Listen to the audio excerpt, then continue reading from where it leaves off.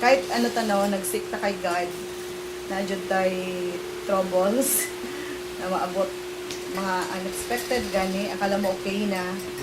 Pero i-test jud ni God ang faith nato. Like sa ako, nag-ano jud ko sa self ko na, I am a woman of faith. Sana good, declare. Pero nagabot ang time na ang faith na yan, more than faith gani through sa mga circumstances na encounter. But still na kuya jud ay si God. Kaya mag-speak jud ay siya, tinuod na siya na yung ingon mo Omar na may light. Kay light nung naman ko taon na kabalo na ni si Ramon Jr. at saka si Jomar Matias sa history. Kabalo na siya sa story. Then mga nagtabang lang gani ko. Then mga dagko na amount. Nagabot ang time na mga naipit na jud siya. Siyempre kaya ako ang nag-front dito. Ako jud ang ginakulit. Nagabot ang time na nagkaroon na ako ng hatred, nawala na yung faith ko, nag-doubt na ko kay Lord, nga naman nag-Juna, wala pa na-answer yung mga prayer na mo, wala pa nabayaran, mga anak god. Wala, ang person na yon everyday ginapatawag ko jud siya kay kailangan mangita jud ka money para ihatag sa ako kay dili lang siya small amount, anak god. Ang tendency ko instead na mag-pray ko, gina-pressure ko siya. Tapos nag-abot sa time na siya na magpakamatay na lang ko. Wala ako mahimo. Si ko dili ka pwede magpakamatay kaya saan akong pagbayad. Okay lang ko mga 5,000 or 10,000. Okay lang na, murag dili sakit-sakit pero halang-halang na dako na kayo. Antod naka-decide siya na may baligya ang balay.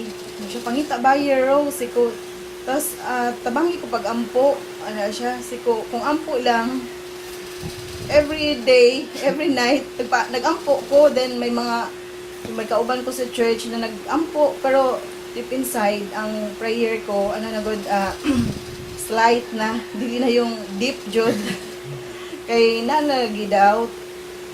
Pero kahapon while na ko kay mga last karong week sa sobra kong struggle, magkulong na ko sa kwarto gani na wala makita lang ko outside na okay, pero deep inside nagbuto-buto na yung dugan ko gani na doon sa akong kumani kay mga ko mga connection ko nadugay ko gialagaan maala gud ang ginaano ko. Wala na jud prayer na prayer ko. Minsan pa mag-pray ko, makatulog pa jud.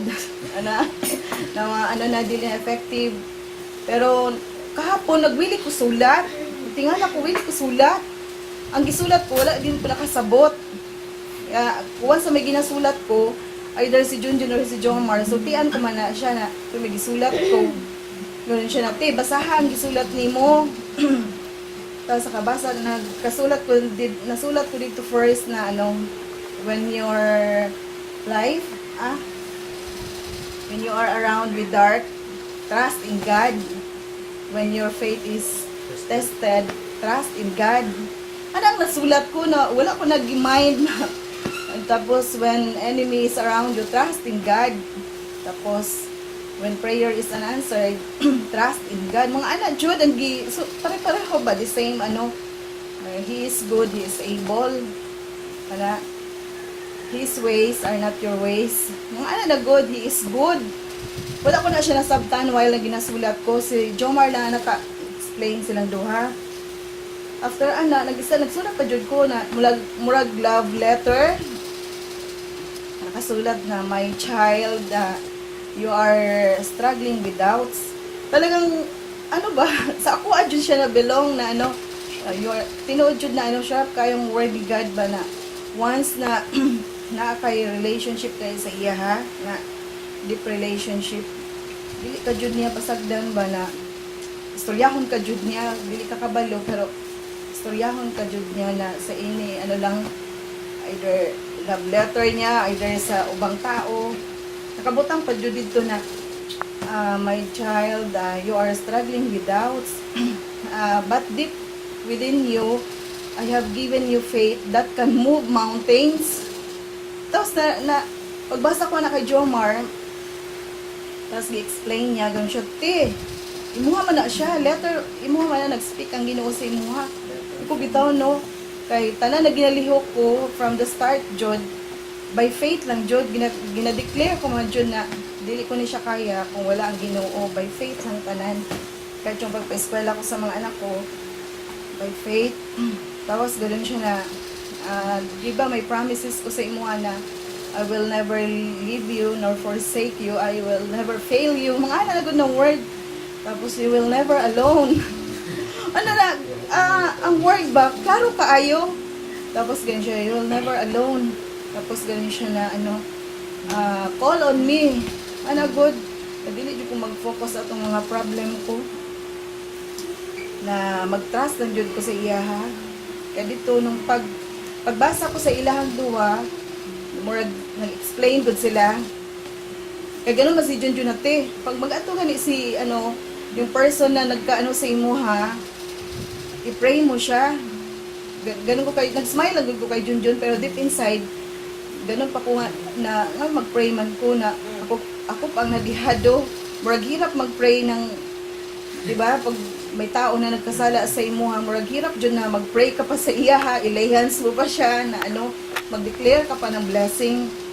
Pero through sa conversation na mo kahapon na nabutan mo gabi alas 2, ara lang good na mga conversation. Maragaan kayo paminaw ko. Then, wala mo ko yung na, sige, i-pray ko. Tingala ko kanina, pag adto niya, follow up ko naman, nang, kailangan makadepo ka, makadeposit ka sa bangko, mga anagod, anong amount. Tapos ang reply, wala pa, Jod. Okay lang, wala pa si ko lang, paningkamuti lang, lang dyan ang mga ko. Gato man siya ng gabi Instead na, ewan ko, wala ko kasabot sa feeling ko gani. Instead na maglagot ko, murag wala lang. Hantod. Yun siya, sorry ha, sorry sa sa trouble naghimo ko. Na dahil sa ako, nadaot ka ba? Sorry, Jod. Pero, mangita ko paagi, anagod. Sige, okay lang na siya. Okay lang. Mag-trust ng tagot sa Ginoo. Nagod na. Nabitawan ko na words. Alam ko kabalo na si Kuya Romel mo, naminaw dahil siya. Siya ang pinaka-happy na person. Eh, pag humana ato ng nag-istorya mi din ha. Ko lang, na lang ta. Sharanta ka ng words. Na, pag yun ni Junjun sa ako, muragahi pa ko na, oy, dili, ichud ko mag-pray. Kay nga naman, ako nagod ang dihado, ako pa mag-pray. Ako pa mag-release ng blessing. Pero pag sigad na ang gani sa to, mag-rotate ng na to, wala dyan tadi ay mahimo. Kay kangina, instead na kuliton ko siya, instead na bayari dyan na nang, kailangan, sige, ikaw na bahala nang, pero na-deposit naman tong check sige lang, i-pray lang na natin sa Ginoo na ugma, makapangita kapagi. Tapos yung, di ko nag-speak man ko ng Ginoo sa ko, tapos gi-share siya, unsa man na siya. Tapos ganoon siya na, kasi ko anong gi-speak sa Ginoo sa ko, tapos gi-share ko sa iya, ha. Kabalo ka, nag-release man siya ng blessing sa ko, ganoon siya na, maayo ka dyan na tao, Rose ba? Kaya kung sa uban pa, naghihimuan na, siguro ang family ko, naulawan na, siguro na iskandalo na ko. Pero maay ka na, ako tigulang naman jud ko, ikaw bata pa. Gina-release ko yung blessing sa imuha, sa family mo. Yung mga anak mo, makahuman sa pag-eskwela, then maging successful. Anong word ba na, in spite na, nagkasala pa siya, nasyaran ko siya, then ang gaan good na kahit wala siya nakahatag sa ako ng money na anak kadako, murag sige, ikaw lang bahala nang basta kanya pray mo lang po niya na ugma maglakaw man ko, deposit ko dahil ng kwarta. Naging positive na good siya kay sa family niya, wala naman siya makuha ang kusog ba kay ginaano na siya negative.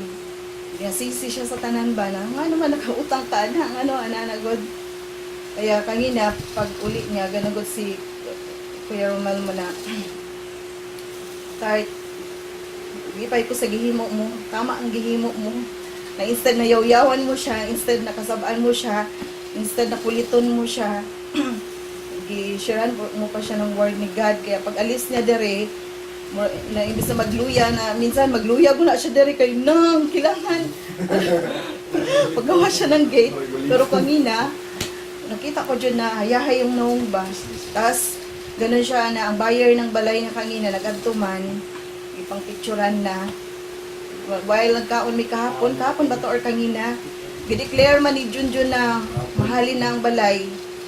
Ganun po si na uy Jun, ngayon gideclare mo na nahalin na wala pa man mo siya, mahalin na lagi na. Dapat maging positive lang di ay ta kay connect ba sa Ginoo, di man ito dyan niya pasagdan kahit dagan pa ta mga troubles and trials.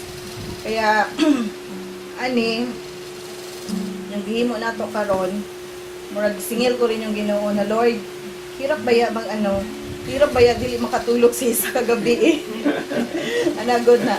Mahirap baya kay kami nasanay jud mi na matulog jud ta, di ba? Nagsilita no, nasayo matulog. Pero kita nagsacrifice ta ba? Nagsacrifice ta tud buntag na para mag-worship sa iya ha. Kaya ganun ko Lord, maningil jud ko sa imo ha. Bawat isa sa amo na good favor. Wala ta kabalo kung unsa man ang mga favor na mag-abot. Pero ako sa part ko, naningil jud ko sa Ginoo na Lord, kabalo ka na kung sige na pangayo ko. Maningil jud ko sa imo na i-grant mo jud na. Kaya nabalik ko jud ang dungog ug himaya sa iya tanan.